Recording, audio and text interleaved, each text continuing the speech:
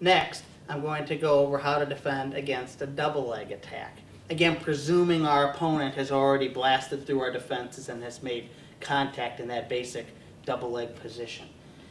There are two things I need to concentrate on or be very aware of and be able to assess very rapidly in order to make this effective. Naturally, once my opponent has broken through my defenses and has a double leg attack on me and has that tight, the odds of my being successful in defending against that decrease very rapidly. So it's important that I can identify the situation quickly and then be able to respond. The situation I want to be able to identify is whether his head is relatively high or relatively low. And that's just something you get after a while from working with this. You'll have a sense of what's what. But it's crucial that you can identify that rapidly and be able to respond right away to that. The principle is the same with pretty much all the defensive type of tactics and strategies that I'll be discussing. That is to get my opponent's head down. First, if my opponent attacks a double leg and his head is relatively high, you'll notice here Colby's in good position. His head is relatively high as opposed to, for example, relatively low. And I'm exaggerating that to make the point, but you just need to kind of feel where your opponent's head is to figure out what's appropriate to do in the situation. Now, his head is relatively high. Immediately, I want to transfer his head from outside to inside. Unfortunately, if Colby has a good double leg on me and it's tight, he's pushing his head in. If I just push with my forearm, very unlikely that I'm going to be able to transfer his head like that. I make space by popping him with my hips. So I make space by popping him here. I want to pop him hard with my hips, get a little space. At that point, I guide his head to the other side. So I pop, I got the space, and I guide. Notice how I transfer the head from one side to the other, from one hand to the other. This will look very familiar in just a moment. Colby has a double leg situation. He's blasted in through all my defenses. Immediately, I feel his head is up, and I'm going to pop. And you practice this technique. The first step is just to get this much. If you don't have this, if I don't have that to get his weight a little bit back and a little bit of space, I'm wasting my time trying to transfer. He's just going to chop and drive. I need desperately, at this point, to get some space.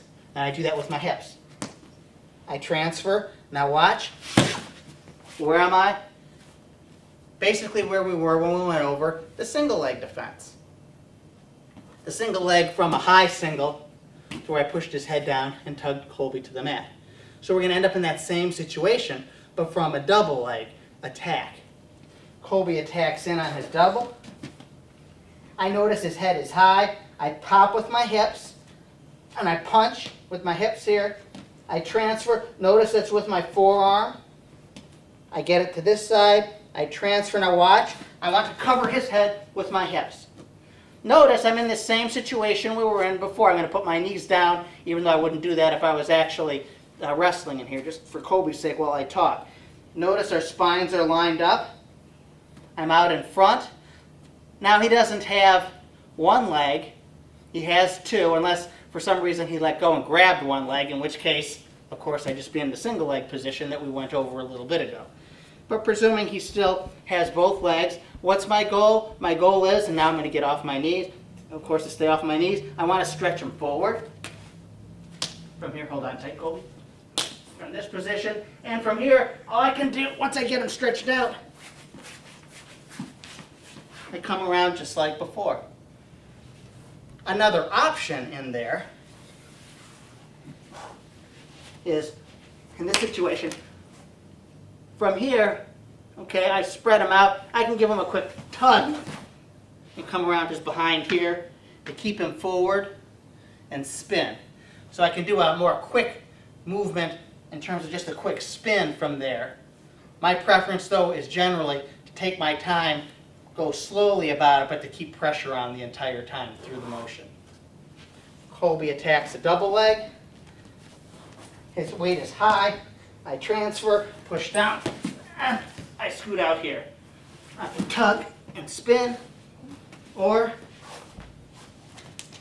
stretch him out from here, grab.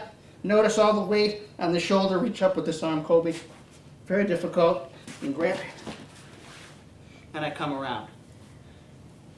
So I've just got to be very aware that his head is high.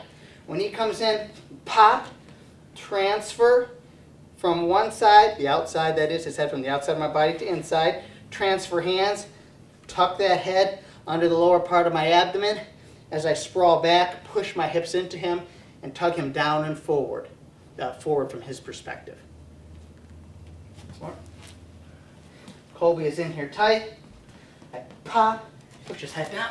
I come to this position. I push forward. Notice, I wouldn't want to hang here. I'd get rolled, right? No good for me. So, as I'm pushing, I'm very conscious of that, and I don't leave my elbows out here for too very long. I stretch them out. I keep them pulled forward, and I'm going to come around behind. If Colby attacks and I notice his head is a little on the low side, it doesn't have to be tremendously low. It could be about here. Right here, I feel like to pop my hips in, it'd be very difficult because his head's too low. I can pop him forward, and it doesn't feel like it's going to happen. Whereas up here, that's going to happen. Mechanically, I've got his weight up a little higher against my hips, I can pop him forward. But if he's a little lower, that's harder. So at this time, his head is a little lower. I can't go here. I need to identify that right away. What do I want to do? Same as I always want to do. Keep his head down. I'm going to stiff arm his head. This arm stays straight. I'm going to grab his side here. This leg is going to go out and down, and I want you to notice the angle that it's going at. I also want you to notice that when this foot lands, it's going to be on the mat on the outer portion of my foot. So I push his head down. I'm going to grab here, this position here. Now, notice I'm posting here. I'm tugging here. I want you to notice my hip is on the back of his head. I want you to notice my foot here. Actually, both of my legs. This foot is down on the outside. My other foot is just posted on the mat, pushing in. Now, from this position here, all I'm going to do is I'm going to come in this direction. Colby attacks in. This time his head's a little lower. Immediately I push it down even further. His head is down. I got a straight arm here. I grab. And this all happens pretty much at once for this position here. Now, you'll notice where the weight is on Colby. It's on his head. I want you to notice I'm tugging here. I've got him around his abdomen here. Not here. I get him as deep as I can because I'm going to torque him this way. The greatest danger I have right now is sliding off of him. And that's the mistake most people will make as they're learning this technique. Although after you get proficient at it, that doesn't happen very often. You have a sense of where you're at, and I'm able to basically float on Colby's head with my hip here. Now, how can I increase the odds of my staying on his head and not falling down? Notice if when I come down, my legs are at this angle here. Notice Colby's spine is in this direction. Notice the angle of this leg to his spine is less than 90 degrees. It's an acute angle here.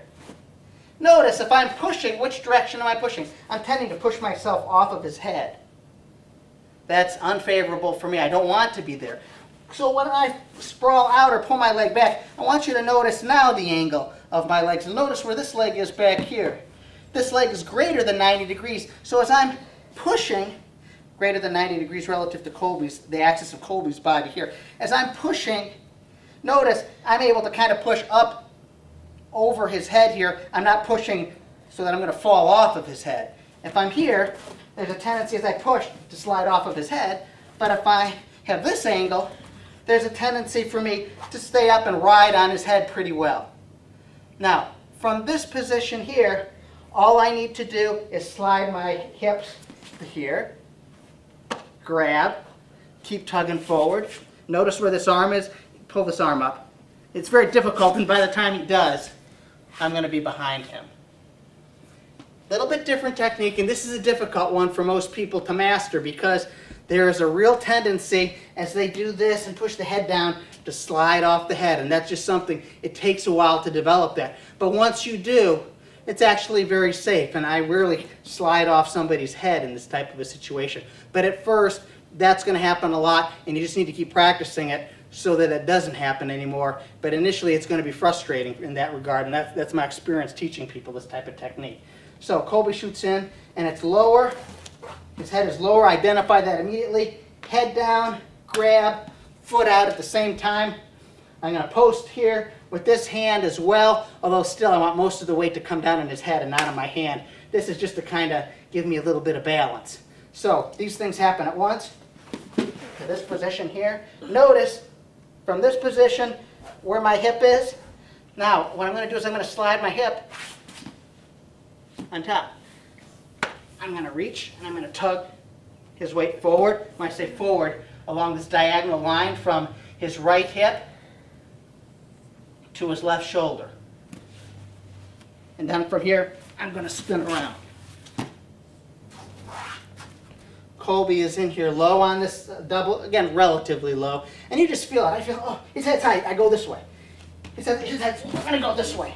Notice, look, he's almost falling over here. Sometimes you can just about get around, because if he holds on to that double really hard, as I thrust his head down and pull this leg back, there is a great tendency, if he's really tenacious, holding on to my leg, for the shoulder to come through hard. And the harder he holds on to that, in fact, the more unfavorable position that puts him in, because it stretches him out. And if I have weight on the shoulder now, because I'm tugging on this hip, he can't lift this up to defend against me coming around in this direction. Colby's in relatively low on this double leg.